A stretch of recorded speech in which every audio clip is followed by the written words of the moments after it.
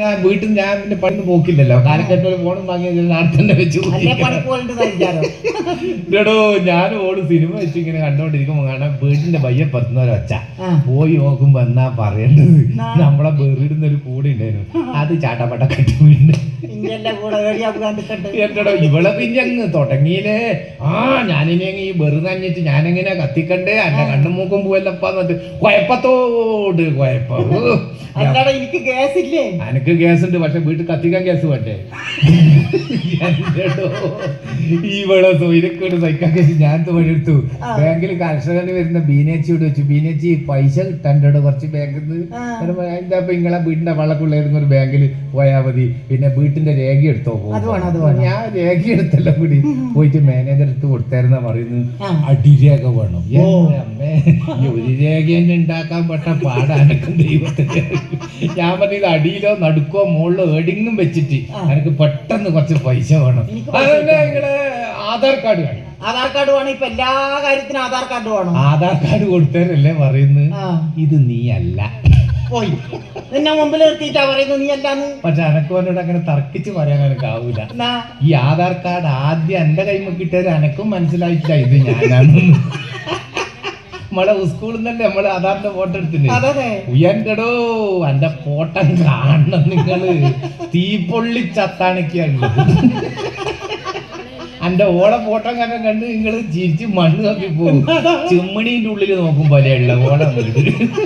ഞാനാ തെളിയിക്കാൻ വേണ്ടി 4 ദിവസം പഞ്ചായത്തിലും വില്ലേജിലും കയറി കീഴിട്ടാണ് അവസാനം ഇത് ഞാനാ തെളിഞ്ഞോ. ഞാൻ വന്ന് തെളിഞ്ഞ സ്ഥിതിക്കുന്ന ഇപ്പൊ തന്നെ പൈസ തന്നോട്. അതോ അങ്ങനെ തരാനൊന്നും പറ്റില്ല, അപേക്ഷിക്കണം.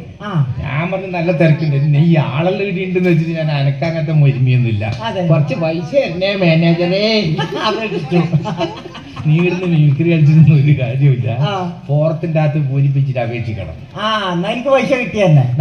അല്ല എഴുതാൻ അറിയുന്നവർക്കാണല്ലോ ഫോം പൂരിപ്പിക്കാനാകും. കള്ളി വെളിച്ചത്താക്കിയില്ല. ഞാൻ പറഞ്ഞ കണ്ണട എടുക്കാൻ മറന്നു ഒരിക്കൽ നീ എന്നെ പൂരിപ്പിച്ചെന്നോ. ആ പേര് പറ.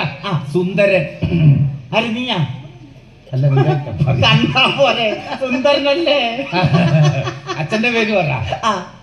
ആർക്കറിയാം? എനിക്കറിയില്ല, പിന്നെ ആർക്കറിയാ?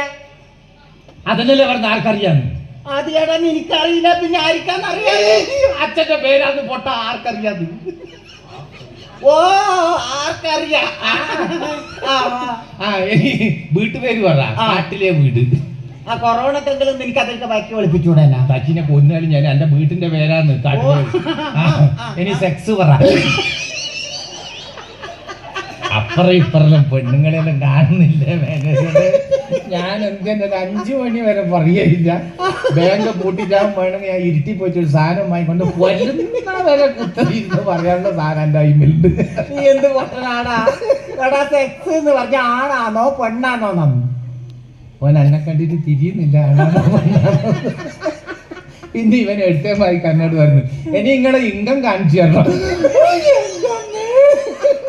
എന്റെ വ്യക്തി വെച്ച് തന്റെ രേഖയും ആധാറും എടുത്തിട്ട് ഞാനൊരു ഓട്ടോ വിളിച്ചിട്ട് എന്റെ വീട്ടിലേക്ക് ഒരാഴ്ച പഞ്ച് കിടന്നു പോയി.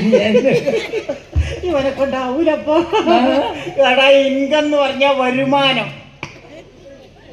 അതിനെങ്ങനെയാട്ടോ അറിയാ? അല്ല എന്താ പിന്നെന്തിനാ ഇവൻ ഈ മാന ചോദിക്കാൻ നിന്ന് എന്നോട്? പക്ഷെ എന്തുണ്ട് അതിനെ കൊണ്ടൊരു ഗുണോ? എന്റെ പേക്ക് ഒരു 10 ഉറുപ്പ്യ ലോണില്ല.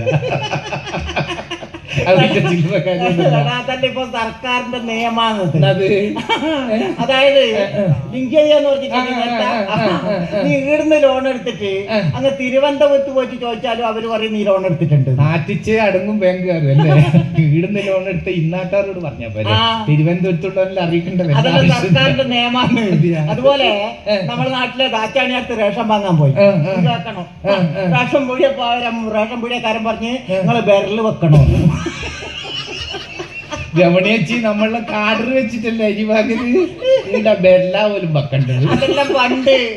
ഇപ്പൊ ബെരല് വെക്കണോന്നാ പോലെ അങ്ങനെ ഒരു സ്കുണ്ടം ബെരല് വെച്ച് അരി വരുന്നില്ല. അയ്യോ നിങ്ങൾ മറ്റേ ബെരല് വെക്കുന്ന അങ്ങനെ സ്കൂണ്ടം ബെരല് വെച്ച് എന്നിട്ടും അരി വരുന്നില്ല.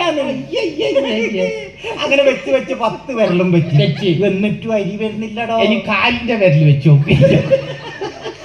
ഈ ബെല്ലിക്കാത്തോട്ടിയേ വരൂല പിന്നെ എന്നാൽ ഇയാള് പറ്റിയതാ നിങ്ങളെ ബാക്കിൽ കുറെ ആള് ലൈനേക്കുന്നുണ്ട് നിങ്ങൾക്ക് കിട്ടുന്നില്ല അവിടെ നിങ്ങൾ മാറിയേക്ക് അവർക്ക് കൊടുത്തിട്ട് നിങ്ങൾ കയറാൻ ഇവരുണ്ടാക്കും ഒന്നോട്ടിട്ടും വെളി വരുമ്പോ വന്ന് ഊതിയിരിക്കുന്ന ഞാൻ പൊലച്ചൊക്കെ വന്നിട്ട് ഇവിടെ നിൽക്കുന്ന എനക്ക് തന്നിട്ടില്ലെങ്കിൽ പിന്നെ ആർക്കും കൊടുക്കണ്ടെന്ന് പറഞ്ഞു എന്നാലും ഇയാൾ ചോദിച്ചാൽ നിങ്ങൾ പണിക്ക് പോക്കുണ്ട് പിന്നെ പണിക്ക് പോകേണ്ട ആളെങ്ങനെ റേഷൻ പാകലപ്പാ എന്നേരല്ലടോ ഇവര് പറയുന്നു ഉയ്യന്റെ മോനെ ഞാൻ 2 ആഴ്ചയായിട്ട് പോക്കർക്കാക്ക് പൂയിരിക്കാനാ പോലും ശരി പൂയിരിച്ചിട്ട് കൈയിന്റെ രേഖയെല്ലാം തയഞ്ഞു പോയില്ലോ